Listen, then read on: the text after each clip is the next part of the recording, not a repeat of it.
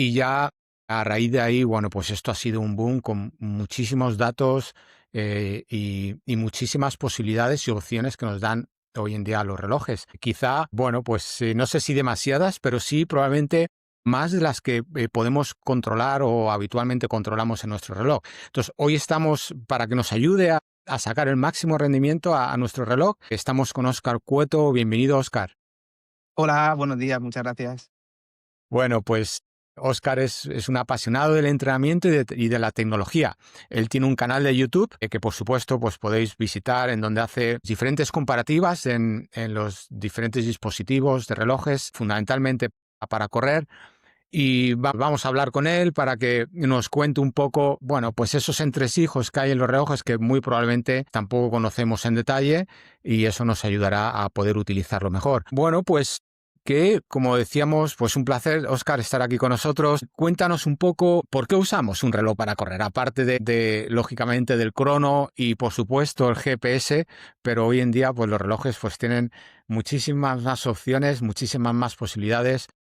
Pero ¿por qué utilizar un reloj inteligente y no simplemente el típico crono de Casio o incluso un reloj con GPS y poco más? Cuéntanos, ¿qué opinas?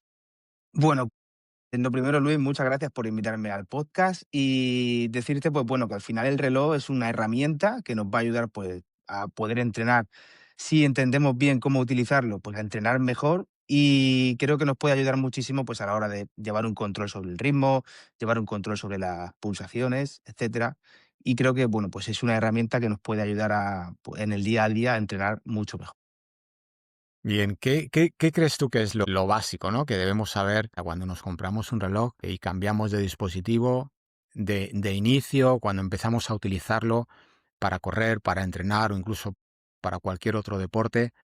¿Qué es lo básico que tenemos que saber en un reloj para empezar a trabajar con él y a partir de ahí seguir avanzando? Bueno, pues lo básico que tenemos que saber de un reloj es comprender cómo funciona, pues primero su plataforma o cuáles son las opciones que tienes, pues ya sea vía GPS o métricas que nos puede dar, como el ritmo, pulsaciones o otras métricas que supongo que hablaremos un poco más adelante. Pero lo primero que tenemos que conocer es cómo funciona el dispositivo, en qué plataforma nos encontramos y cómo podemos utilizar ese dispositivo para que nos ayude a entrenar en los diferentes modos deportivos que lo vayamos a utilizar. Si llevamos el reloj para correr, que como todos sabemos, bueno, pues el reloj nos da diferentes opciones en cuanto a pantallas. ¿Cuál es la pantalla, la principal que tú utilizas en el reloj cuando vas corriendo para mirar el reloj? ¿Qué es lo que principalmente tienes en esa pantalla fundamental o inicial, ¿no? Vale, pues depende del tipo de entrenamiento que esté haciendo. Por ejemplo, un rodaje que haga entre semana, un rodaje suave de 40 a 50 minutos, pues yo normalmente lo hago por pulso, así que lo que hago para no condicionarme a ir siempre pensando en el ritmo, etcétera, me pongo una pantalla que prácticamente tienen todas las marcas, que es una pantalla en la que te sale el indicador de frecuencia cardíaca con las diferentes zonas y yo intento, pues, mantenerme siempre en esa zona 2, en esa parte de la zona 2, de la parte central hacia abajo, aunque a veces, pues bueno, sabemos que la frecuencia cardíaca, según nos encontremos ese día, pues puede variar, pero yo siempre intento estar ahí y no condicionarme al ritmo, sino adaptarme, pues, siempre a la frecuencia cardíaca. Y, por ejemplo, cuando hago ese entrenamiento de rodaje suave, es la que llevo, y cuando hago un entrenamiento que suele ser el fin de semana, un entrenamiento a umbral, que lo hago por ritmo, pues me programo ese entrenamiento por ritmo. Si tengo que hacerlo, por ejemplo, a 4:45, pues lo pongo entre 4:45 y 4:52 minutos por kilómetro. Intento mantenerme siempre en ese rango. Y creo que es la manera más fácil al final pues de programarte un entrenamiento y de seguirlo sin condicionarnos a métricas extras que no nos van a ayudar. Por ejemplo, si tienes que hacer un rodaje a umbral, que hablas mucho tú en tu canal de este tema, a un ritmo específico, pues yo creo que lo práctico es que te lo programes a ese ritmo y que lo puedas seguir de la manera más fácil sin estar pensando en otras métricas que nos pueda dar el reloj. Es decir, que básicamente tú tienes en esa pantalla principal, tienes el pulso, tienes el ritmo Y poco más. y tienes un crono, básicamente, Tiempo y distancia, con lo el básico. pulso. Y cómo, claro, aquí has hablado por un lado de zona 2, es decir, zona de rodaje, y por otro lado zona de umbral. ¿Cómo identifica el reloj? ¿Qué nos da el reloj? ¿Cómo podemos utilizar el reloj para que nos dé esas, lo que llamamos zonas de entrenamiento. ¿Es útil utilizar el reloj para identificar esas zonas? ¿Nos lo da directamente? ¿Cómo lo hace? Bueno, pues depende un poco de la marca. Cada marca tiene su algoritmo. Si hablamos de marcas deportivas, ya por abrir un poco el melón, pues sabemos que tenemos Sunto, Garmin, Coros, tenemos a Amazfit por ahí, que también ha entrado así un poco fuerte recientemente. Y bueno, también está Polar. Yo la verdad que no la he utilizado nunca, pero sé que se utiliza. Pues cada marca tiene su algoritmo, sus parámetros para medir. Hay algunas que te lo sacan de manera automática, hay otras marcas como Coros, que aparte de sacarte la automática, pues también te da la opción de poder hacer un test de umbrales. Pero yo al final esto lo identifico un poco a que pues son algoritmos que tienen las marcas y al final, pues en función de tu edad, de tu peso, de tu frecuencia cardíaca, te meten en una tabla y más o menos te colocan en un rango. Pero ciertamente yo creo que no son 100% fiables. Son una referencia que nos pueden ayudar bastante, pero si quieres llevarlo fino y entrenar como toca en esa zona, esas vías metabólicas, como tú bien dices, pues creo que es recomendable ponerse en manos de un profesional o alguien que te pueda llevar de la mano, que te guíe en ese aspecto, como yo he hecho también. Pues en otras ocasiones yo ya me he hecho dos test de umbrales contigo y al final yo, pues, siempre mis zonas de entrenamiento me las programo en el reloj de esa manera. Es decir, que básicamente tú lo que haces es que si el reloj te da unos datos con unas zonas de entrenamiento, pero tú luego eso lo ajustas o lo modificas en base a un test de umbrales y con ese test de umbrales que tú ya has hecho ya introduces esos datos en el reloj, Efectivamente, ¿correcto? efectivamente. Después de haber hecho el test de umbrales, cojo esos datos de frecuencia cardíaca y los meto en el reloj, en las diferentes plataformas que utilizo. Eso Por es. curiosidad, ¿qué diferencias hay o qué diferencia ves tú entre los valores que te da el reloj por esos algoritmos con luego los datos que tú obtienes con un test de umbrales? ¿Hay mucha diferencia? ¿Cuáles son las principales Sí, diferencias que ves? pues las principales diferencias son zonas de frecuencia cardíaca mucho más altas que las que podemos obtener en un test de umbrales. Con lo cual, pues claro, aquí ya vamos a abrir otro melón de las zonas de entrenamiento de frecuencia cardíaca, que tú hablas muchísimo acerca de esto. Claro, al final, si haces caso a lo que te pone el reloj 100%, pues no digo que vayas a entrenar mal, pero seguramente no estarás entrenando todo lo óptimo o todo lo bien que podrías entrenar, pues haciéndote un test de umbrales.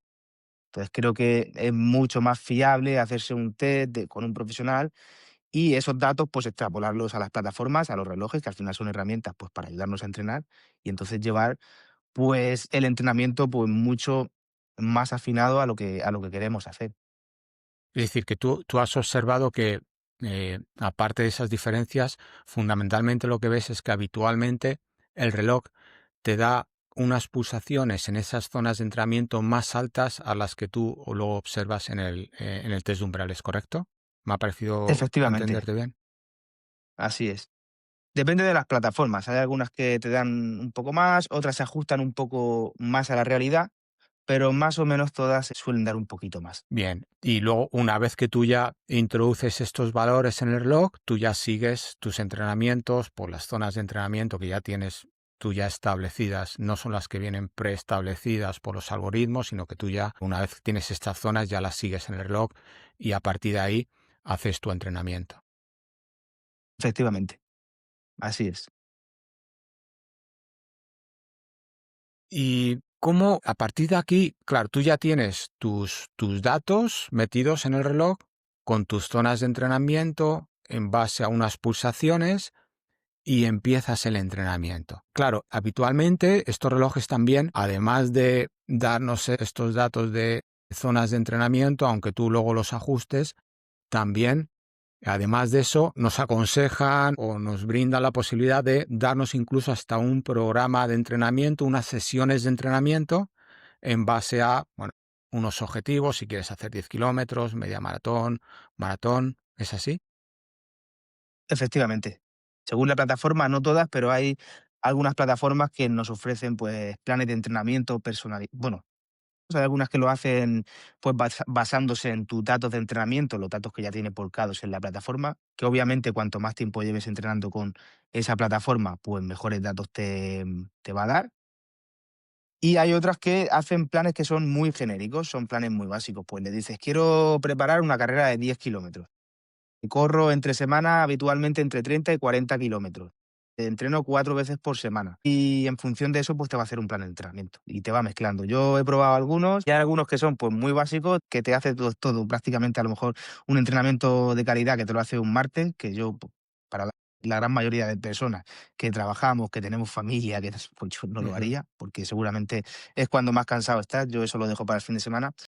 Entonces, al final lo que quiero decir es que son planes de entrenamiento que te pueden guiar, o si no tienes ni idea de cómo empezar, o te pueden echar un cable, pero al final para mí no es lo óptimo, porque al final tú estás dependiendo de una máquina con la que no puedes hablar y no le puedes decir, pues yo el martes estoy cansado y no quiero hacer mi entrenamiento de calidad, o tengo familia y yo tengo tiempo para hacer mi entrenamiento largo el domingo en vez del viernes. O mira, me duele la rodilla, necesito reducir kilómetros, ¿qué tengo que hacer? Entonces, claro, al final esto hay que cogerlo mucho con pinzas.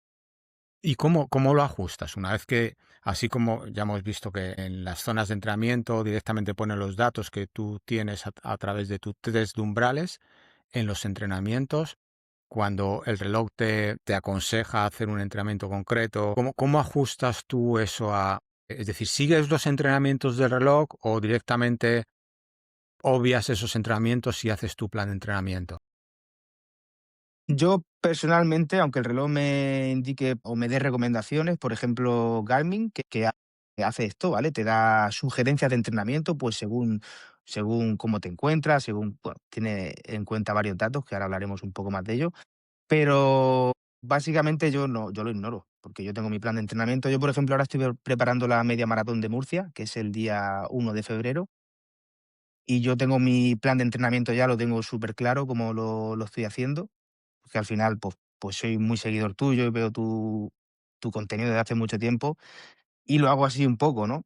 Pero claro, yo no le hago caso a lo que me pone el reloj en ese aspecto, porque si no me pondría, ayer me habría puesto a hacer series de 400 metros a 3 minutos el kilómetro y yo no suelo hacer esos ritmos. Es decir, que es muy diferente lo que el reloj te recomienda a lo que luego tú realmente haces con tu plan de entrenamiento. Hay muchas Sí, diferencias. totalmente, totalmente, totalmente. ¿Y por qué crees que hay tantas diferencias entre lo que, bueno, en principio, bueno, pues los relojes ya han evolucionado mucho? ¿Por qué crees que hay tantas diferencias o por qué crees que los relojes siguen? Esta es una pregunta que yo también me hago, ¿eh? Siguen recomendando lo mismo que recomendaban hace unos años cuando empezaron a salir estos planes de entrenamiento dentro de estas plataformas. Mm, y no veo que haya cambiado mucho. Efectivamente, siguen recomendando planes o sesiones de entrenamiento muy diferentes a las que luego nosotros hacemos. No sé si tienes una respuesta a esto. Yo no la he encontrado, pero no sé qué opinas tú al respecto. A ver, yo respuesta como tal no tengo, pero yo al final lo que creo es que pues, son planes de entrenamiento muy genéricos que se crean ahí y que valen un poquito pues para todo el mundo, pero realmente eso no sirve de mucho porque es lo que estábamos hablando antes. Cuando una persona pues tiene cargas familiares, tiene trabajo, tiene un problema que le duele una rodilla o que un día está más cansado, esos entrenamientos tú no los puedes adaptar. El reloj te dice que hoy tienes que correr 8 kilómetros y tú no le puedes decir al reloj, oye, que estoy cansado, que hoy no voy a correr. Entonces, o lo haces o no lo haces, puedes descartarlo o seguir el entrenamiento, ya es decisión tuya. Pero yo creo que eso le queda muchísimo tiempo y aunque ahora sí que es cierto que estamos viendo avances con la inteligencia artificial, de planes de entrenamiento y tal, hasta que eso llegue a los relojes y pueda adaptarse a que lo podamos llevar hasta el nivel de como hablamos con un entrenador o poder transmitirle nuestras sensaciones, pues yo creo que eso va a tardar mucho. No creo que llegue para mañana, sinceramente. Quizá nos estamos saliendo un poco del tema, pero ya que comentas la inteligencia artificial, bueno, yo no creo que vaya a tardar mucho. Creo que estamos más cerca de lo que pensamos, de que al igual que cuando entramos a cualquier plataforma de inteligencia artificial, podemos interactuar directamente con preguntas y respuestas a través de inteligencia artificial. Creo que los relojes, por lo menos, no debería tardar mucho. Otra cosa es que esa respuesta sea también la adecuada, la óptima, ¿no? Pero creo que la inteligencia artificial también llegará a los relojes y yo estoy convencido de que no tardaremos mucho en ello. Pero insisto, otra cosa es que esa respuesta que nos dé la inteligencia artificial, pues al igual que nos las pueda dar cualquier otra plataforma de inteligencia artificial, ¿no? Atlas de ChatGPT o cualquier otra, pues otra cosa es que esa respuesta sea, porque al final son algoritmos también, son modelos matemáticos. Otra cosa es que esa respuesta sea, bueno, pues la adecuada o no, ¿no? Pero bueno, yo creo que lo veremos, ¿eh? Y no tardaremos mucho, pero también, pues como tú dices, habría que cogerlo con pinzas. Sí, totalmente, porque es lo que dices, no dejan de ser algoritmos. Sí que es cierto, ya vemos inteligencia artificial en marcas como Amazfit, que te generan planes de entrenamiento por inteligencia artificial, Ujú. pero bueno, siguen siendo pues planes de entrenamiento que son genéricos. Al final, pues te hacen ciertas preguntas, cuánto corres a la semana, qué distancia sueles correr, cuántas horas de entrenamiento sueles dedicar, cuándo prefieres hacer tu tirada larga, si el sábado, si el domingo. Te van haciendo preguntas de ese tipo. O al final, pues eso, son planes genéricos que a lo mejor te pone que haga un rodaje suave de 8 kilómetros y a lo mejor esa persona no está para correr 8 kilómetros, a lo mejor está para correr 6 o 7 o 5. Entonces, claro, pues bueno, eso llegará, seguro que llegará, como bien dices, pero claro, todo eso tiene que afinarse mucho. Y no sé hasta qué punto pues la inteligencia artificial nos dará respuestas óptimas en cuanto al entrenamiento en ese apartado. ¿Qué opinas de bueno, si ya hemos hablado de zonas de entrenamiento, planes de entrenamiento, luego hay otros indicadores, otras métricas, otros valores que los relojes nos dan, como son, bueno, pues valores estimados en cuanto a, por ejemplo, ¿no? Ritmos de competición. Tu ritmo de competición estimado para 10 kilómetros es tanto, medio maratón, tanto, maratón, tanto. ¿Qué opinas tú de esto? ¿Lo has seguido? ¿Qué credibilidad te da? ¿Qué nivel de perfección te da? Si luego realmente se ajusta a la realidad o no. Pues te voy a ser sincero, según la marca. Yo personalmente, en mi primer 10K que hice hace unos cuantos años, estaba utilizando un Coros que me estimaba un ritmo específico y lo seguí, y la verdad que fue muy acertado. De todas las plataformas que yo he probado, la que creo que mejor estimación tiene para eso es Coros. Pero también tengo que decirte que depende del usuario. Habrá personas con las que acierte y otras con las que no, porque al final es lo mismo, no dejan de ser algoritmos, de ser tablas que te meten ahí y en función, pues, de lo mismo de siempre, tu edad, tu peso, tus zonas de frecuencia cardíaca, tus zonas de ritmo, pues te meten en una tabla, pero yo no confío demasiado en ello. Yo al final creo que hay que confiar en el entrenamiento y en lo que uno hace semanalmente, o quizá pensando a más largo plazo, en años, ¿no? Como bien dices tú muchas veces, pensando en años. Yo creo que al final hay que fiarse de lo que uno entrena y de lo que uno hace. Y el día de la competición, pues tienes que estar preparado para competir y confiar en el trabajo que se ha hecho. Los ritmos de competición que te marcan los relojes es lo mismo, son referencias, están ahí, te pueden guiar pues venga, pues sí, me pone a 4:50, yo creo que no estoy, voy a ir a 5 segundos más lento, o creo que voy un poco más rápido. Es una guía, para mí al final es una guía y una estimación de tiempo que luego también tienes que cogerla mucho con pinzas, porque si tú entrenas siempre con la misma plataforma, tendrás más información y tendrá pues más porcentaje de acierto, pero si eres como yo, que ahora llevo el Coro, de aquí llevo un Garmin, mañana me pongo el Sunto, porque yo al final tengo que ir probando los diferentes relojes que salen. Claro, al final eso, si entiendo que un usuario normal que lo siga, que se ponga el reloj y tal, pues sí que va a tener mejor porcentaje de acierto. Pero es una referencia. Para mí es una referencia. Claro, luego también dependerá, me imagino, del entrenamiento que hagas, ¿no? Porque si haces un entrenamiento que es realmente un entrenamiento y no una competición, es decir, si tú en tus entrenamientos no estás compitiendo, claro, el reloj eso lo estima como o lo entiende como, bueno, está entrenando a estos ritmos, pues puede competir a estos ritmos, no va a poder competir a ritmos más rápidos de los que entrena, cuando realmente en la competición, bueno, pues se va más rápido, se debe ir más rápido que en el entrenamiento y el entrenamiento no debe ser una competición. Entonces, yo lo que he visto es que, lo que observo es que si tú entrenas de una manera en donde en el entrenamiento no estás compitiendo, el reloj te va a subestimar tu tiempo en competición porque está viendo unos entrenamientos que realmente no son competiciones, con lo cual va a pensar que no vas a poder dar ese ritmo en competición si no estás entrenando a esos ritmos. ¿Es así? ¿Puede ser? Totalmente. Yo creo que al final, pues, depende un poco. Me ha pasado en alguna ocasión que, pues, te da un ritmo específico para tu competición y a lo mejor ese día vas a la pista, haces ese entrenamiento y, ah, mm, corres más rápido, ¿no? Porque al final estás haciendo series de 400, a lo mejor estás corriendo un poquito más rápido y después de ese entrenamiento, pues, te estima 2 minutos menos en la misma competición. También yo creo que al final, pues depende un poco del entrenamiento que hagas, pues tiene en cuenta todo eso. Si siempre corres despacio, pues claro, el reloj va a decir, este tío no corre más rápido de 5,50 kilómetros y aquí nos quedamos, ¿sabes? Pero si haces entrenamientos, pues un poco variado, haces cambios de ritmo, etcétera, pues todo eso puede variar. Pero vamos, yo al final lo que confío es en mí. Yo sé que el día que salgo a la competición, salgo a competir. De hecho, compito muy poco porque realmente a mí competir no me gusta mucho. Me gusta, a mí lo que realmente me gusta es entrenar. Y hago, pues no sé, una media maratón al año y luego a lo mejor hago una carrera de montaña, porque me encanta la montaña y soy un apasionado. Pero tampoco, conforme pasa el tiempo, me di cuenta que al final hacer cosas rocambolescas, como bien dices tú, de distancias largas y demás, a mí se me hace bola, personalmente, porque son cosas muy duras. Entonces yo prefiero hacer competiciones cortitas. Media maratón me gustan.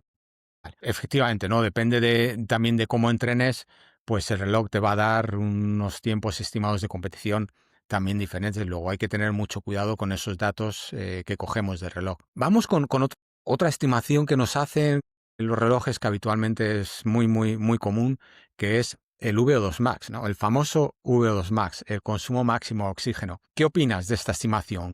¿Lo utilizas? ¿Qué valor le das? ¿Qué te aporta para tu entrenamiento, para tus competiciones? Yo antes era de los que pensaba que si no tenías un valor alto de eso no podías hacer nada, hasta que hace años descubrí tu canal y empecé un poco a entender lo que era el entrenamiento y me di cuenta que al final es un valor genético que tiene poco margen de mejora y que tienes lo que tienes y no se puede hacer mucho más con ello. Entonces yo personalmente le doy el valor justo. Y yo comprendí que al final era mucho más interesante entrenar el umbral, que sí que tiene un gran margen de mejora, y es lo que intento mejorar. V2 más para mí, pues sí, es una métrica que está ahí, te la da el reloj. A mí creo que me estima, depende de la plataforma, pero entre 50 y 55. Y la verdad que nunca me he hecho un test de laboratorio, o sea que no sé cuál es mi V2 Max real. Sí que me he hecho ecografías en el corazón para ver que está todo bien, etcétera, pero nunca me he medido ese valor. Para mí realmente es que creo que tampoco es tan es importante porque obviamente cuanto más alto tengas ese V2 Max, pues mejor creo que podrás competir siempre y cuando entrenes bien, pero para mí no es un dato súper importante. Creo que hay otros que tienen mejor margen de mejora. Es decir, que no es un dato que tú utilices habitualmente para tu entrenamiento o como indicador de rendimiento. No, yo personalmente no. Está ahí, lo miro de vez en cuando, a ver si ha hecho algo, pero no. Claro, sí, efectivamente hay muchas veces que el valor de V2 max ya no solo es que sea un componente genético, sino que no necesariamente un alto valor de V2 max nos va a indicar un gran rendimiento, sobre todo en atletas de resistencia, porque ahí realmente el valor importante es el umbral. Si tu umbral mejora, tu rendimiento va a mejorar. Incluso va a mejorar a pesar de que tu VO2 max no mejore, ¿no? Yo siempre menciono el dato de Pablo Radcliffe, que sin mejorar su VO2 max, a pesar de tener un VO2 más alto, pero sin mejorarlo, fue capaz de mejorar su marca de maratón hasta llegar a hacer récord del mundo, lo que en aquellos años fue récord del mundo de maratón, mejorando su umbral sin mejorar el VO2 max. Efectivamente. Y luego también, al igual que comentamos con los datos que nos estima el reloj en cuanto a los valores de competición, ritmos de competición, aquí ocurre lo mismo. Si tú realmente no estás entrenando a gran intensidad, el valor que te va a dar de V2 Max el reloj no va a ser, va a estar subestimado, no va a ser el real. ¿Por qué? Porque estás entrenando a una intensidad submáxima, con lo cual el reloj entiende que tu V2 Max no es tan alto como realmente es. Entonces lo está estimando en base a unos datos que tú le das con unos entrenamientos que estás haciendo a unos valores submáximos, con lo cual, bueno, pues es difícil que la estimación sea correcta también. Con lo cual, efectivamente, pues el V2 Max, y luego en cuanto que dejas de entrenar 3, 4 días, tu V2 Max baja, entrenas de nuevo, tu V2 Max sube. Es decir, que esa fluctuación que aparentemente nos da el reloj, pues realmente no es una fluctuación tan rápida, es una fluctuación que es muy transitoria, ¿no? Te pones enfermo, no puedes entrenar y de repente tu V2 más baja. Bueno, ha bajado porque no has entrenado, pero no porque realmente haya bajado. Es un dato que es transitorio. En cuanto que vuelves a entrenar, de nuevo vuelves a estar en tus valores normales. Pues también es otro dato que hay que tenerlo, que hay que cogerlo con pinzas. Bien, vamos a otro tema que para mí, yo no me cansaré de decirlo, es el tema más apasionante y en donde, desde mi punto de vista, es donde más deficiencias veo en los relojes y para mí es el más importante, que es la fuerza. Claro, ¿qué valores nos da el reloj de fuerza, de desequilibrios musculares, de dinámica de carrera? Si es verdad que nos da valores, pero ¿qué opinas tú de ello? A ver si nos puedes dar tu punto de vista con las diferentes marcas que has utilizado. ¿Qué opinión tienes? La fuerza, como bien explicas tú muy bien en tus vídeos, ¿qué es la fuerza, no? La fuerza no es lo mismo para correr que para ponerte grande en el gimnasio. Claro, esos planes de entrenamiento que yo he visto o que he podido seguir en ocasiones con las diferentes marcas, con algunas que no todas tienen, pues claro, son muy genéricos y son pues planes prácticamente de mover carga, de mover peso, de hacer muchas repeticiones, es fuerza tradicional, para que el público entienda un poco por dónde vamos. Claro, si vamos a datos que nos dan, aunque no sean directamente de fuerza, pero que sí, bueno, pues puede estar muy relacionado con nuestra dinámica de carrera, como por ejemplo, quizá yo del dato más interesante que veo, también hay que cogerlo con pinzas y sobre todo creo que hay que saber interpretarlo muy bien, que aquí yo creo que está la clave, la interpretación de esos datos que tenemos, es a nivel de lo que es el desequilibrio del lado izquierdo, lado derecho que nos da Garmin, ¿no? Unos porcentajes en base a un 50-50, 49-51. Creo que de todos los datos que podemos utilizar y que nos pueden ser de utilidad, no digo sea el único, pero probablemente de todos ellos, probablemente el más interesante y sobre todo el que, como bien dices, creo que se podría explotar mucho más, estos valores de desequilibrio que nos da Garmin. ¿Qué opinas? Pues mira, personalmente, mira, lo tenía aquí preparado porque digo, puede caer. Yo utilizo esta banda, bueno, Sí. es una banda de Garmin, que es la que te da el dato, ¿vale? En este caso es la HRM Pro Plus, que te da ese dato. Y lo miro mucho porque me suele dar problemas en la pierna derecha, me suele doler el glúteo mayor a veces o algunas veces el tendón rotuliano, aunque llevo ya tiempo, que hace mucho tiempo que no me duele. Pero lo miro mucho porque me solía dar un desequilibrio ahí y la cinta me lo decía. Me salía en la pierna derecha un 48, en la pierna izquierda un 51,5. Y ahora lo tengo más equilibrado. Lo tengo en un 49,5 y en un 50. Entonces, bueno, no sé exactamente cuál es el porcentaje que puede ser problemático de uno a otro, si tiene que ser un 45. No sé exactamente cuál es el rango. No sé si tú ahí nos puedes ayudar, a lo mejor sí. Pero esa métrica me parece muy interesante porque te puede ayudar, pues, a saber qué pierna es más fuerte o qué dónde tienes una debilidad muscular. Te puede ayudar a interpretar si sabes interpretar esa información, creo yo.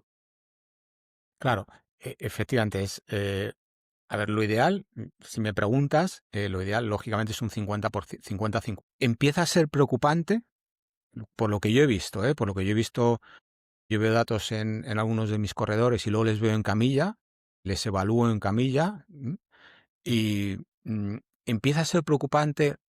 Un 49-51 el cuerpo, lo normal es que sea capaz de compensar. Es decir, un 1% de diferencia, bueno, no es lo ideal, pero hay que empezar a tomar medidas para que no llegue a lo que es preocupante, que es el 48-52. Y ya, es decir, si hay un 2% de diferencia de un lado a otro, yo ahí ya sí veo que se tienen que tomar medidas sí o sí, porque si no al final vas a terminar en lesión conforme vayas aumentando el volumen o la intensidad o ambos. Entonces, es lo que yo he observado. En camilla, cuando yo veo un desequilibrio grande, lo normal es que el reloj, y esto sí suele ser así, es que te dé un 48-52 o incluso he llegado a ver datos extremos hasta de un 46-54 y eso es una auténtica barbaridad. Es decir, que si me preguntas, preocupante empezaría a ser a partir de más del 1%. Aquí viene ahora la interpretación de estos datos, Mm, porque yo he visto las dos cosas. Es decir, las dos cosas son que, por un lado, como tú has dicho, tu lado derecho tiene un 48 y un 52, el izquierdo, y donde tienes la molestia es el de 48. Yo eso lo he visto, pero también he visto lo contrario. Es decir, también he visto que en un 48-52 la molestia aparece en el lado del 52 y no tanto del 48. Entonces, eso hay que evaluarlo y hay que ver también de ese lado dónde hay el mayor desequilibrio, porque hay veces que el mayor desequilibrio está en la cadera, otras veces está en la columna, otras en la rodilla y otras en el tobillo. Habría que ver en qué articulación de ese lado está el desequilibrio y habría que ver qué lado es el que te está dando el problema, que con lo cual lo hace todavía mucho más complejo. Es decir, que con los datos que nos da el reloj podemos decir, tengo que empezar a preocuparme si es un 48-52, si es un 49-51, ojo, mucho ojo, pero un 48-52 sí o sí tienes que poner un remedio a ello, y para poner un remedio a ello tienes que identificar realmente si tu zona de molestia está en el lado de un alto porcentaje o al revés, porque si está en el alto porcentaje es porque se está utilizando más del que te da menos porcentaje, y como que se está utilizando más por sobreuso, hay más sobrecarga porque el lado débil no está funcionando, con lo cual lo estás compensando con el lado fuerte. Esto es muy, muy habitual verlo cuando ves a un corredor corriendo, normalmente va ladeado, o la pelvis, o los hombros. Ahí ya te está dando muchas pistas, y normalmente esto el reloj lo identifica. Sí, aquí Garmin sí hace mm. un buen análisis. Ahora bien, donde Sí. creo que tiene que avanzar mucho es en decirte realmente más datos. Ya te está diciendo algo, pero a partir de aquí hay que trabajar. Lo que yo hago habitualmente es lo normal es trabajo cadera. Trabajando la cadera, eh, y también, claro, hay que ver en dónde pones el énfasis en la cadera, en qué lado del cuerpo, si en el derecho o en el izquierdo, si en el lado que duele o en el lado que no duele. Lo normal es que lo que yo aconsejo es trabajar los dos lados. Y siempre empiezas por la cadera. Trabajando los dos lados a nivel de cadera, trabajándolo bien, se mejora. Este desequilibrio se mejora. O sea, yo tengo casos pues estoy pensando en un corredor ahora mismo que tuvo muchos problemas de cadera, en concreto su cadera izquierda, tenía mucha tensión, incluso, bueno, pues le llegaron hasta a aconsejarle el dejar de correr porque podría provocarle un problema a nivel de la cabeza del fémur, prótesis de cadera, bueno, se lo pusieron muy mal, muy mal. Le empezamos a trabajar, tardamos tiempo en recuperarlo. Lógicamente esto no se recupera en semanas, tardamos meses en llegar a recuperar esto, pero se recupera y luego el reloj, y él me lo dice, mira, mi reloj ya me lo identifica, digo, ya, si ya lo sé, si yo lo sé, yo enseguida en cuanto que te veo en camilla, lo sé. Pero sí, a tu pregunta es, en cuanto que veamos un 49-51, cuidado, y un 48-52 es preocupante. Y por supuesto ya no digamos si es un 47-53. Es un dato que para mí, de todos los que nos da los relojes, para mí es probablemente el más interesante. Para poder, no es que el reloj nos dé una solución, pero sí nos está avisando. Entonces es muy, muy interesante este dato. Para mí también, y hay un aparato también que seguramente la gente no lo sabe, pero hay un aparato que es, no sé si podrá ver por aquí, es Sí, un pod, que esto es de la sí, marca Coros, es un podómetro, sí. y esto te lo pones en la cintura y si te lo pones en la cintura y también te da esas métricas, y en concreto te da también esa de equilibrio derecha-izquierda y también lo hace bastante bien, ¿eh? Aunque al final, pues bueno, lo más cómodo es la cinta porque lo llevas puesto aquí y ya lo llevas todo. Llevas la frecuencia cardíaca, lo llevas todo. Pues yo creo que de Coros es un gran acierto el que te diga que póntelo en la cadera, porque efectivamente a nivel de caderas se ve mucho y trabajando la cadera mejora normalmente todo. Trabajando bien la cadera es clave en el corredor, es fundamental. Por supuesto el pie, pero trabajando la cadera mejora mucho todo el lado del cuerpo. Cadera e incluso yo me atrevería a decir también a toda la zona dorsal. Toda la zona lumbosacra, dorsal ancho, es fundamental.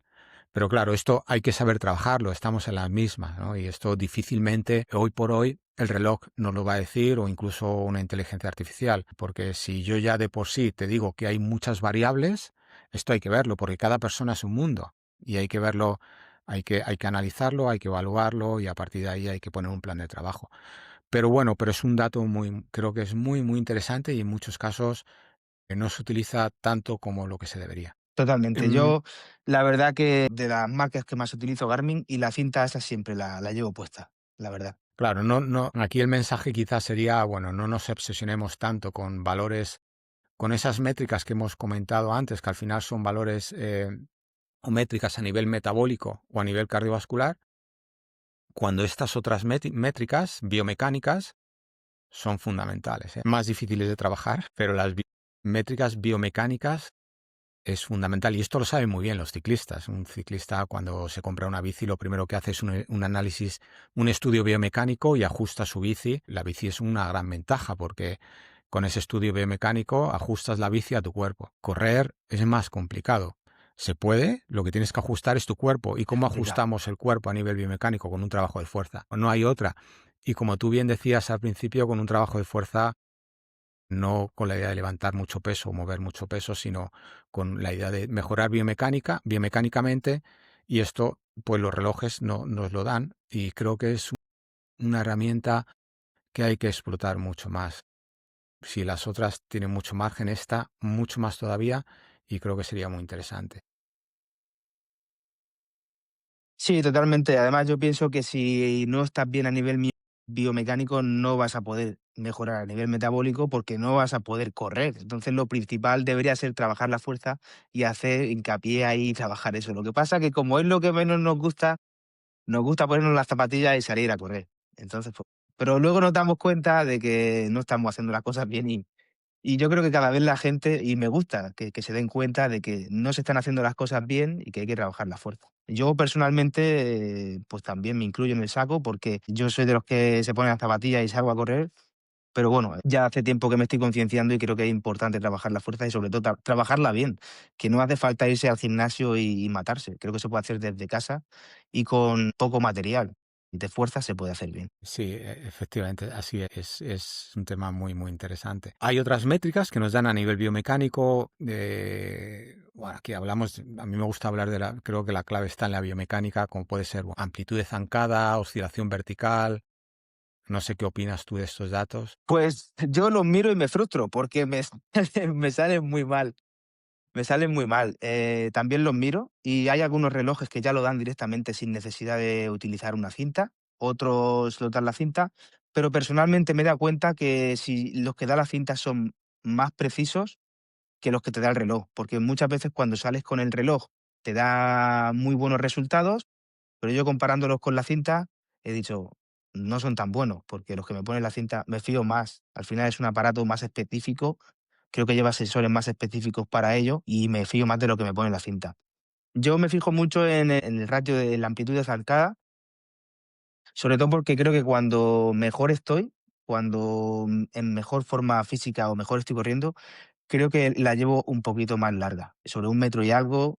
De normal, si la llevo cuando estoy mal o me duele algo, pues voy por debajo de 1 metro, me fijo mucho en esa métrica también, y cuando estoy bien, me sale por encima del metro. No sé si es porque, ¿Intentas, bueno, pues llevo mejor incluso la cadencia me sale un poquito más alta también. al igual, esta es una pregunta que a mí me hacen mucho mis corredores, ¿no? Luis, ¿me da estas métricas de amplitud de zancada, cadencia? mm, y me preguntan, ¿intento modificarlo cuando corro? ¿Intento, al igual que modifico el ritmo en función de, o las pulsaciones, cambio el ritmo para que ajustar las pulsaciones a ese ritmo? Cuando vas corriendo y el reloj te da unos datos de frecuencia, de cadencia, ¿intentas modificarlo cuando corres? ¿Mientras que corres? Pues mira, alguna vez sí que he intentado llevar lo de 180, 180, 180, pero yo creo que eso no es para todo el mundo. Al final creo que cada uno tiene pues su forma de correr y cada uno lleva un poco su cadencia, aunque dentro de lo normal, pues a lo mejor sería lo más cercano a 180, puede ser que sea lo más óptimo, pero yo al final simplemente me centré en correr bien, en intentar llevar una buena postura, en intentar, pues, otras cosas, llevar una buena posición de carrera y ir corriendo bien centrado. Y al final, pues, la cadencia a mí me sale sobre 173, 175 cuando estoy haciendo un rodaje suave. Cuando estoy haciendo, por ejemplo, umbral me sale súper alto, me sale a 190 o me sale por ahí 195. Pero ya no me fijo mucho. Al principio sí que me obsesionaba con ello, tengo que ir a 180, tengo que ir a 180, pero luego no podía controlar el pulso, porque iba pensando en la cadencia, el ritmo tampoco era el óptimo, iba siempre por encima, entonces, me centré en correr por pulso, intentar llevar una buena posición, y así es como yo lo suelo hacer. ¿Te has fijado si, y esto es, creo que es una pregunta que yo también cuando me preguntan, yo respondo de nuevo con una pregunta y es, ¿te has fijado si cuando tú o cuando intentabas modificar la cadencia se modificaba también ese porcentaje, ese equilibrio de porcentaje de un lado al otro? Es decir, tú imagínate que vas Pues a la una verdad que cadencia, sí, la pregunta es, tú imagínate que vas a una cadencia que no es la óptima. Y en esa cadencia que no es la óptima, llevas un desequilibrio de un 49-51, que como hemos dicho, bueno, no es lo óptimo, pero bueno, más o menos el cuerpo puede ajustar, el cuerpo es un gran compensador y puede compensar si hay un 1% de diferencia. ¿Te has fijado si intentas mejorar, si intentas modificar esa cadencia a una cadencia que en principio es más, es mejor en cuanto a rendimiento? Si intentas modificar esa cadencia, ¿cambia el desequilibrio del 49 al 51 o no? la verdad que no me he fijado nunca, es un detalle en el que no me he fijado nunca, Pues yo sí y lo he sería hecho. interesante mirarlo. Pues te digo yo los resultados. Si tú vas a una cadencia natural, aunque no sea de 180, sea 170, que no es la perfecta, en principio dicen que no es la perfecta. Yo creo que la perfecta es la que tiene cada uno. Pero si tú vas a una cadencia natural y, e intentas, y ahí vas a un 49-51, e intentas modificar esa cadencia para llegar a una cadencia de en torno a 180, tu porcentaje de desequilibrio aumenta. Es decir, estás corriendo a una cadencia que en principio es mejor con un precio, y el precio es un mayor desajuste y un mayor desequilibrio. Y ahora la pregunta que te hago yo, esto sería perjudicial a largo plazo, claro, porque al final estás forzando una biomecánica que no es tuya. Yo siempre digo que si tú fuerzas una biomecánica que no es la tuya, estás forzando a tu cuerpo, y si le estás forzando, lógicamente eso aparece con unos valores de desequilibrios más grandes y ahí estás aumentando el riesgo de lesión. Luego, mi recomendación es corre a tu cadencia. Y también, al igual que te he comentado, que he observado con un trabajo de fuerza óptimo que ese desequilibrio mejora, de forma natural, trabajando la fuerza de forma correcta, tu cadencia también va a mejorar, pero no porque tú alteres esa cadencia, sino porque te va a salir más natural como consecuencia de que tu cuerpo está más equilibrado muscularmente. Es decir, que yo no Totalmente. aconsejo, cuando corres yo no aconsejo cambiar el gesto. Tú tienes que correr con tu gesto. No intentes cambiarlo, no intentes modificarlo. Si trabajas bien la fuerza, ese gesto será mejor, será desde el punto de biomecánico será mejor conforme tú vayas trabajando la fuerza. Pero trabajando la fuerza, como hemos dicho al principio, no poniéndote bajo una barra y haciendo sentadillas a gran explosividad, con mucho peso y tal, sino trabajando realmente tus desequilibrios musculares. A partir de ahí, tu biomecánica va a mejorar y tu cadencia va a mejorar. Pero claro, esto lleva tiempo. A mí hay un a mí hay un ejercicio tuyo que me ayudó un montón, que es la extensión de cadera, ¿no? Donde nos tumbamos. y ponemos la rodilla a 90 grados y hacemos, que lo suelo practicar semanalmente. Hace tiempo que lo llevo practicando porque empezó a dolerme en la zona del glúteo mayor y cada vez estoy mucho mejor. Es cierto que al final, pues, esto tiene que pasar tiempo y hay que trabajarlo semanalmente y con tiempo, pues, para ver mejoras, pero si lo haces se nota. Yo he notado mejoras. Y a mí personalmente ese ejercicio en concreto me ayuda mucho.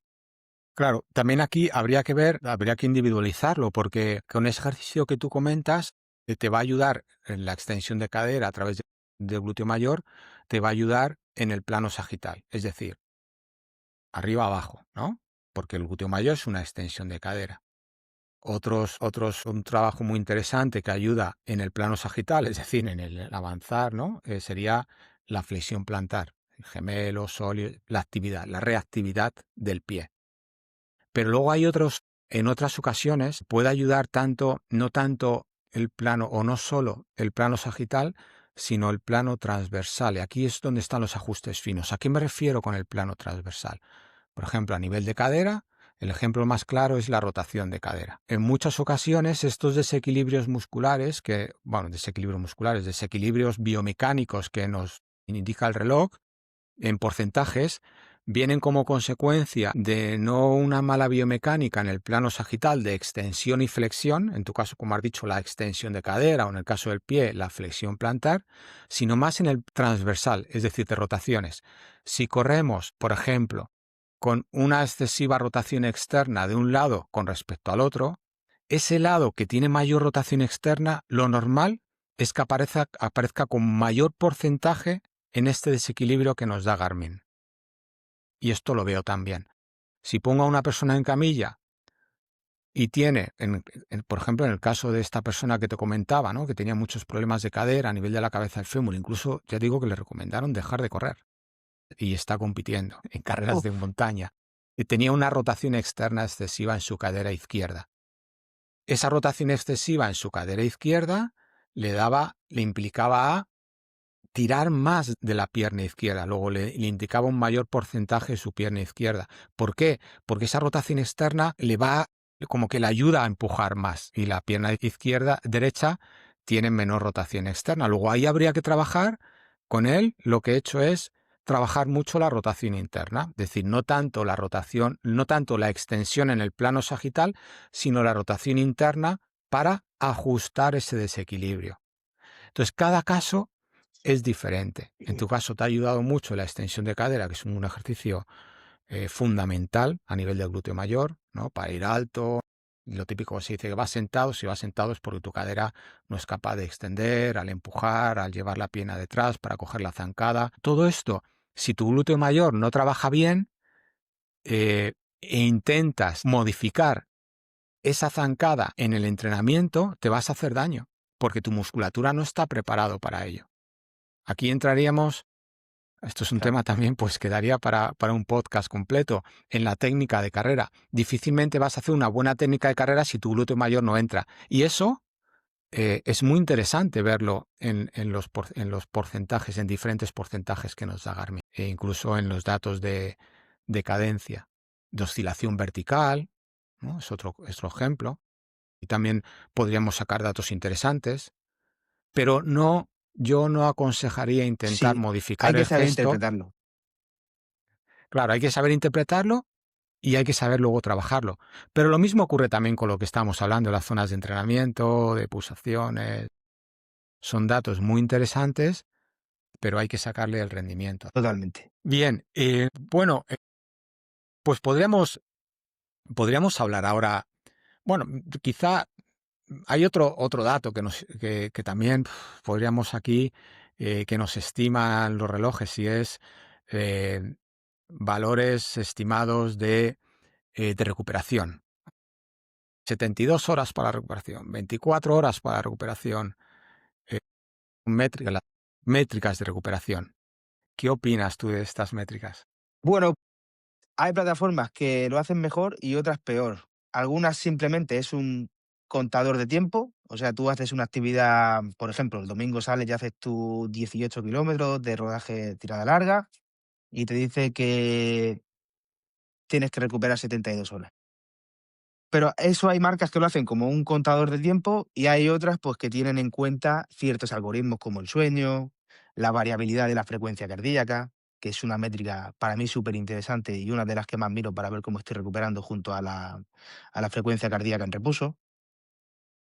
Bueno, pues hay marcas que tienen en cuenta todas esas métricas, incluso la actividad o el estrés que llevas a nivel diario, y en función de eso, pues te van dando más o menos horas de recuperación. Incluso hemos llegado a ver en Garmin muchas veces un día de mucho trabajo, que estoy estresado, me dice, hoy tienes un día alto de actividad, necesitas más recuperación, necesitas dormir más.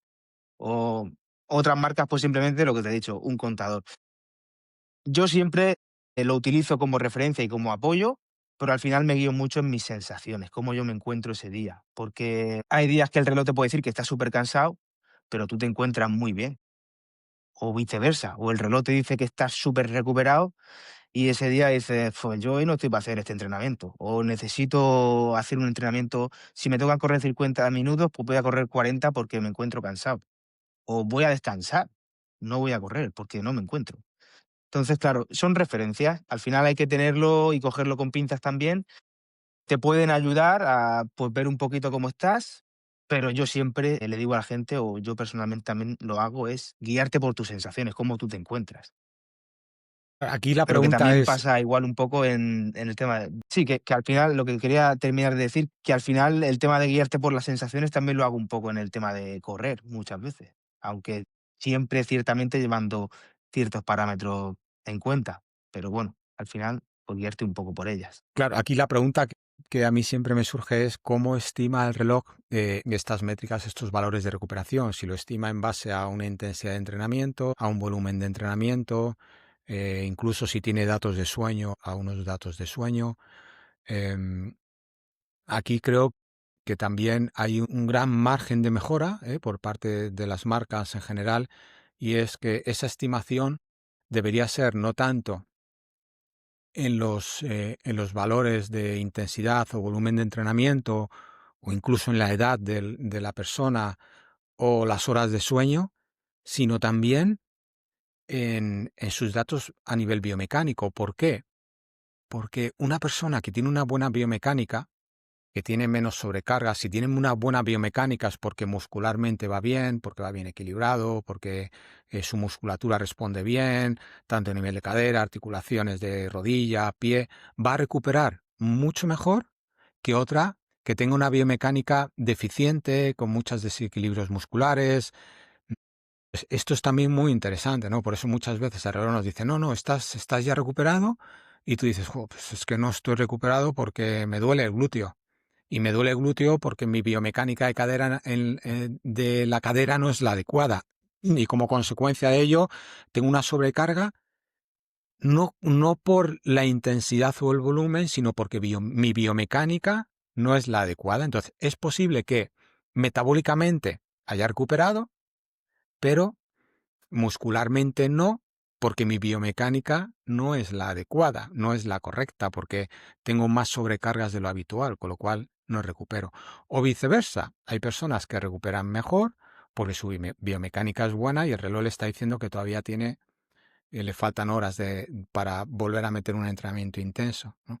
Luego, aquí una vez más, pues entramos en la individualidad de la persona, y también pues en los datos biomecánicos, y en las valoraciones biomecánicas, en el trabajo biomecánico, etcétera.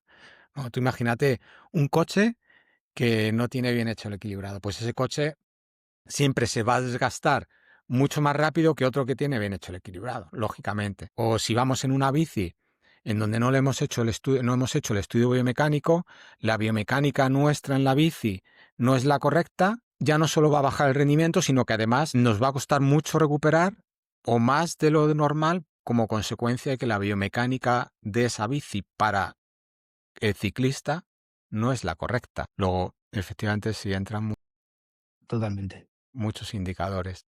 Pero es interesante.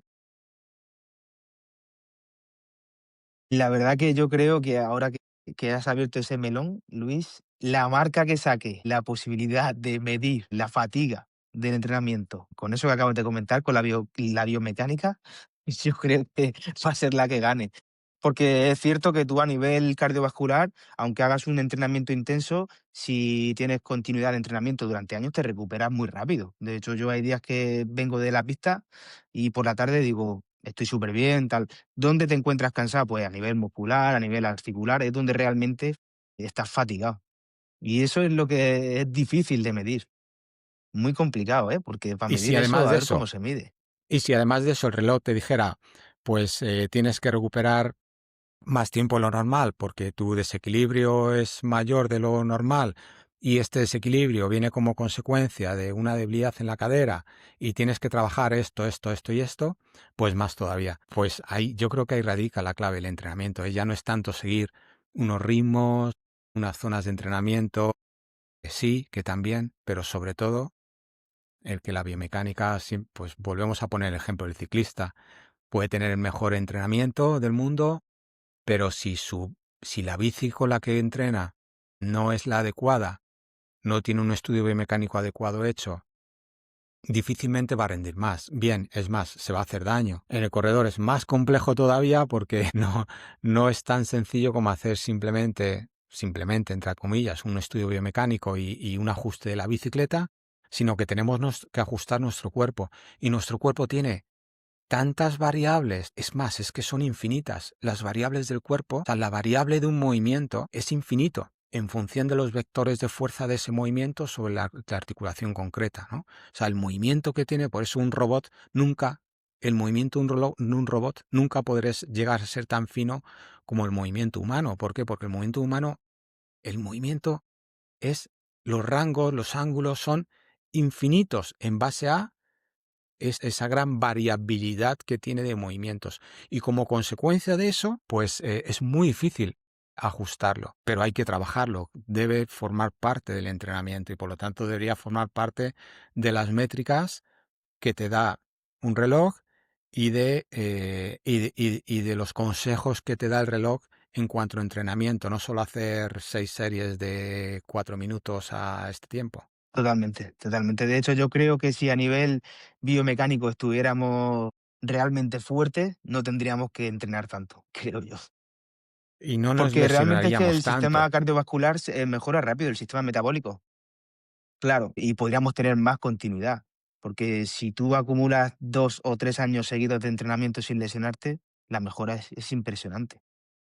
Claro, tenemos aquí tantas variables, tantas métricas. Hemos empezado el podcast hablando de qué utilizamos de un reloj, qué podemos utilizar, por dónde empezaríamos. Fíjate dónde hemos llegado, dónde hemos sacado pues, lo realmente, en dónde podrían mejorar las marcas en general para que sea una herramienta Sí, todavía más eficiente, que nos dé más valor, que nos ayude más a entrenar mejor. Pero claro, hay tantas métricas que nos volvemos locos. muchísimas. Hay tanto y cada vez más y además Demasiadas. sí, y además parece como que lo importante es sacar cada vez más métricas cuando quizá lo importante sería enseñar al usuario, es un tema de educación, ¿eh? Educa al usuario a utilizar tu reloj, porque si lo educas bien, si realmente tienes un plan de educación, ¿no? Esto lo hace muy bien Apple, por ejemplo, ¿no? ¿Cuántos vídeos tiene Apple en cuanto a saca mayor rendimiento de tu Mm, iPhone? Y te da vídeos, hasta que llega un momento en que si le metes tiempo, tú dominas tu iPhone, dominas todas las herramientas que te da tu iPhone o cualquier teléfono inteligente, pero Apple lo hace muy bien. Y primero, lo simplifica y además lo hace bonito y lo hace útil. totalmente. Esto quizá los relojes probablemente deberían aprender de ello. Sobre todo, las marcas deberían de aprender a educar al deportista, a educar para realmente, oye, si tu reloj te está diciendo un 48-52, más importancia a eso que a los ritmos que marcas en entrenamiento o ritmos de V2 Max o incluso ritmo de umbral. Creo que sería muy interesante ese aspecto educacional, porque al final eso es salud. Y lo más importante es la salud. Y así no lo transmiten, pero luego creo que hace falta este aspecto de educación en cuanto a cómo utilizar este dispositivo con todas las métricas, no está el tema en sacar más métricas, sino en sacar más rendimiento a esas métricas, como hemos hablado, por ejemplo, en el caso de los desequilibrios, ¿no? En porcentajes de desequilibrios de un lado a otro. ¿Cuáles son los errores más comunes, ¿no? Errores más comunes que tú podrías observas al utilizar un reloj para entrenar. Pues, el no aprovechar las herramientas que nos dan, porque mucha gente que quiere hacer un entrenamiento, por ejemplo, como bien hemos dicho antes, pautado, o que tiene un entrenamiento pautado, y en vez de programárselo, sale como pollo sin cabeza, ¿no? Sale con el reloj y y ya está. Se pone ahí a correr, no se planifica el trabajo. Yo creo que el error más común que comete la gente es no planificarse el trabajo con la herramienta que es el reloj. Al final, si tú le pautas a un atleta que haga un rodaje a un ritmo específico, pues yo creo que es un error garrafal salir y no programarte ese entrenamiento, porque obviamente vas a ir descontrolado, a no ser que ya sea un corredor muy experimentado, que también los hay, que sepa controlar muy bien su ritmo. Yo, por ejemplo, hombre, no soy ningún máquina, pero yo salgo a correr a un ritmo específico y más o menos lo controlo porque ya tengo varios años corriendo. Pero una persona que llegue nueva, que se ponga el reloj, que no sabe ni cómo funciona, pues yo creo que lo primero que habría que hacer es, como bien has dicho tú antes, aprender a utilizar el reloj, que para eso tenemos un montón de vídeos en el canal de YouTube, en el mío y en otros muchos, y aprender a utilizar la herramienta que tienes para poder sacarle el máximo provecho. Oye, te han mandado un entrenamiento, pues prográmatelo en el reloj, que es súper fácil. Además tenemos plataformas como Garmin, como Coros, que programarte un entrenamiento, por ejemplo, en Coros es un segundo, haces así, pim, pim, pim, nada, es súper fácil. O en Garmin también. Incluso en Sunto, en Amazfit, si es que ya todo te lo hacen súper fácil. Entonces, el error que yo veo más en los corredores es eso. Primero, que no aprenden a utilizar la herramienta que tienen, se compran un reloj que vale 500 euros, por ejemplo, y no aprenden a utilizarlo nunca. Al final, oye, has hecho una inversión en una herramienta, aprende a utilizarlo y darle el uso, que es para lo que está hecho el dispositivo. Es entre otros, claro. Bueno, pues muy interesante. ¿Dónde podemos seguirte, Oscar? ¿Dónde podemos seguir todas estas recomendaciones que haces sobre los relojes, sobre tu experiencia con relojes? Tienes un canal de YouTube, ¿correcto? Efectivamente, pues donde yo subo contenidos semanales en el canal de YouTube, aunque tengo también una cuenta de Instagram que voy subiendo algún post, etcétera, pero donde yo suelo hacer el trabajo es en el canal de YouTube, que se llama, pues bueno, si pones Wild Summit en YouTube, ahí podéis encontrarme. Y pues voy subiendo contenido semanal de tutoriales de relojes, de reviews, comparativas, etcétera. Pondremos en la descripción abajo en el vídeo tu enlace directo al canal de YouTube y de tu Instagram, para que todos los oyentes pues puedan seguir tus Perfecto. recomendaciones y pues darte las gracias. No sé si tienes alguna cosa más que añadir, algo que comentar, algún comentario final. Pues sí, la verdad que, darte las gracias por invitarme al podcast y, bueno, pues decirle a la gente que, pues eso, ¿no? Que al final que tampoco hace falta estar obsesionado con las métricas que nos dan los dispositivos, que al final son herramientas que nos ayudan a entrenar y que tenemos que mirar lo básico y hacerlo fácil, porque al final yo creo que es la clave, pues, para llevar un entrenamiento sin demasiada complicación, hacerlo fácil, mirar las cosas que son necesarias y no complicarse demasiado con esta métrica, obsesionarse con esta otra, sino creo que hacerlo fácil. Es el mensaje que al final a mí me gustaría transmitir. Bueno, Oscar, pues muchísimas gracias por tu tiempo. Estaremos encantados de visitar tu canal de YouTube, tu Instagram, para ver ahí tus recomendaciones, tus valoraciones y tus análisis de los relojes. Muchísimas gracias, Luis.